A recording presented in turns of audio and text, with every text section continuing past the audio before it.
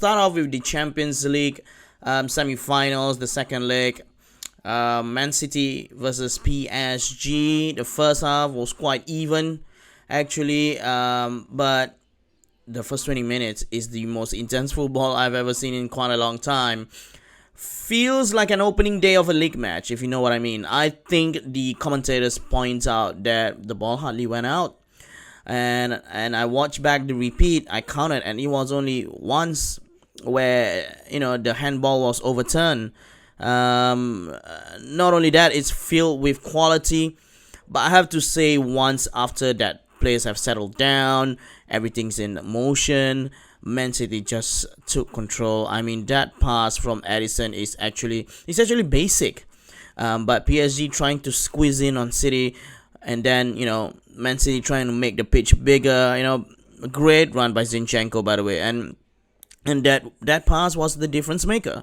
We talk about that free kick in the first leg where Riyad Mahrez, through the wall was the difference maker, but no. It looks like this one is gonna be it's the difference maker right there. Other than that, there is a lot of things that annoyed me. Neymar looking for everyone who tackled him, and what did I say on the previous episode of Shootout, which was released somewhere around on Tuesday. There's gonna be a lot of diving, a lot of fired up players, and purposely trying to wind up the opponents. Mostly will come from PSG. I mean, Mauro Icardi looks like a ghost in the first half. Looks like a player that's not fit when it comes to the pressing. They certainly miss Mbappe. And then the second half, it started out well up until the 55 minute mark. Other than the goal, which is what Man City was waiting for, it was a fantasy football at its finest. What a ball by Foden. And I have to say, after that, it's all absolute rubbish from PSG. Di Maria's red card and the attitude some of the PSG players just goes to show that nobody had control of the PSG's prima donnas players like Neymar, Verratti, Di Maria. I mean, Marquinhos is the captain, but he was hardly seen in some of the scuffle. If he's a true captain, I actually think after the tackle by Verratti, he would have stepped up, and if he was a true captain, he would have stepped up to Neymar and said, we need ya. We can't be like this. We have to play football. It's stupid, it's annoying, and Verratti and Neymar is trying to psychologically play the referee into their hands. There are some tackles that made by PSG defender like Diallo and Kimpembe, both trying to purposely and maliciously injured Gabriel Jesus. It's not what football is all about. It's not cool.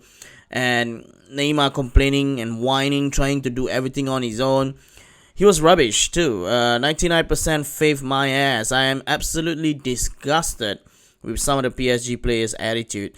It's like a bunch of schoolboy bullies that looks like a sore loser after they lost a match. Angel Di Maria as well. So much experience in the competition. So much experience in this team.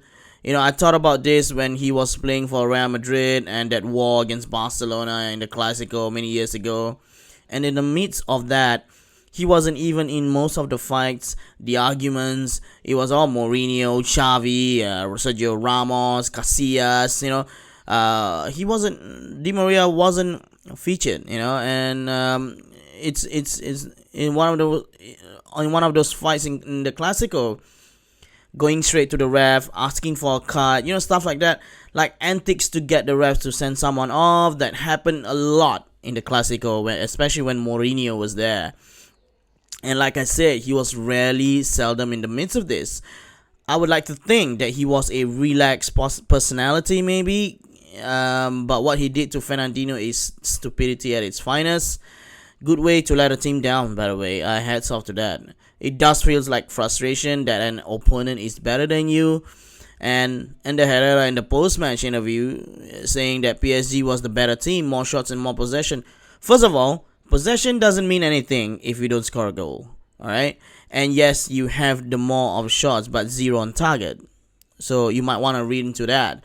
Somebody needs to tell them PSG boys about the fact of the matter is, in a football game, you have to be clinical. You have to be precise. And everything you do, you have to be professional to me especially, when you go on an interview and says we're gonna do better, we're gonna keep improving, blah blah blah, well, all that is rubbish if you keep playing like this. You win and dominate all the time in League One. They have been dominated by a team of Man City's caliber. They have never been dominated like this before. You know, a total machine from goalkeeper all the way to the front line. John Stones have the best games of his lives. And what can I say about Phil Foden, man? I mean, my favorite player this season alongside with Mason Mount. Mahrez was awesome. The difference maker in both tie, I think. And I think I ran out of words for Man City. Overall, under Herrera was rubbish. They were not the better team. They were second in every department except diving and complaining, I guess. I know some PSG fans is gonna get to me, but that's what I feel, because I feel so disgusted when you act like a sore loser. You're champions of the French League One, man. You represent, man. You're playing in the Champions League, and you have players prima donnas like that. It's not very nice to look at. And everything I said earlier, I meant it. And it doesn't. I know this podcast is not about trashing some players. I have to stay neutral, but I'm not gonna do that for this kind of behavior. But anyways, moving on. Up next is Chelsea against Real Madrid. First of all, before we proceed with this review, I would like to say my prediction have been correct again for the Champions League, except that I predicted Bayern to face Man City instead of PSG. That would have been a great match. But anyways, Chelsea 2-0 over Real Madrid. I mean, where do we start? Like the previous episode or this week's episode of Shootout, you can check it out on our YouTube page. I did say that this Madrid midfield is aging and is no match for this energetic movement of a Chelsea team. Mason Mount was causing all kinds of trouble. I don't even see Modric, Kroos, Casemiro, Hazard was even playing. I know it sounds crazy, but it does look like man versus boys, and that's saying something coming from the boys is Real Madrid. Chelsea were bossing the game. To put it into retrospect, Timo Werner looks like a brand new player this week. He was mobile, he was very agile, good work from him. But going back to the midfield, that first goal where Havertz tried to cheat Courtois and hits the post, go and look back at how easy and arrogant how these Chelsea players play, man. At the same time, bossing around while keeping it tight. I mean, Kante, that one turn, that 150-50, you think you're gonna get, and then he toe pokes to, I think it's Timo Werner, and just like that, he exposed the Real Madrid defense. Kante is like a man possessed, playing the match like as if it's last day, and Tuchel putting Spilicueta back on the right wing back was a bold move, I would say, because we know the threat of Benzema, but really there is no threat from Madrid at all. The only takeaways and disappointment Chelsea can take from this is like it could have been a mauling. It could have been a 4-5-0 and Real Madrid looked like that retired boy band who plays one last time that should have stayed retired. You know what I mean? Like Rolling Stones, and I don't mean that as a knock. I mean that as that itself is a disappointment. And no, I'm not gonna blame Zidane for this because he did what he had to do, and the weapons that he had isn't just functioning anymore. I can't see as to how Real Madrid are going to strengthen. I assuming with this current climate, especially, maybe you can take a look at players like Gareth Bale, Eden Hazard, Modric, Marcelo, and try to offload these guys. If I'm Florentino Perez, these four can be offloaded to free some of the wage bill, and maybe some of the Castillo players. That's the Real Madrid youth team, for those of you who don't know what a Castillo is. And maybe try to build a team around Mbappe or Haaland, and then 2 or 3 fringe players to get promoted to build a squad next season. Because other than that, if these Madrid players still going to be there next season, it's gonna be a long time since we see Real Madrid lifting the trophy again. They just couldn't cope with this Chelsea side, and this, in my opinion, wasn't even the best Chelsea team. The Chelsea team who is in a fantastic form in the Premier League. Come to think of it, no wonder Florentino Perez wants the Super League to happen, But anyways, congratulations to Chelsea and Man City in an all-English final again, deservedly so, and 2 of my favorite youngsters will be playing against each other.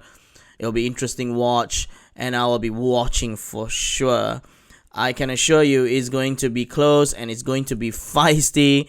It's not going to be the same as the FA Cup tie. And this weekend, the curtain call, so to speak, for the Champions League final. Man City will take on, drumroll please, Chelsea. It's going to be a lot of tactical thinking between these two in that match, I can assure you that. Because Man City wants to wrap up the Premier League title as soon as possible, while Chelsea will be looking to hang on to the top 4 to secure a Champions League qualifications. At the same time, they will be thinking about the FA Cup final, Chelsea, which can also save them from a European qualifications next season.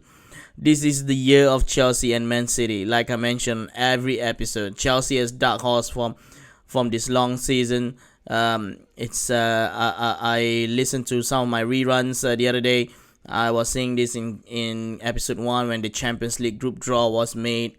It's going to be fascinating. I cannot wait. Good time to be a neutral football fan, but a bad time to be a City and Chelsea and manager and fans too, by the way, because somebody is going to get their heart broken for sure.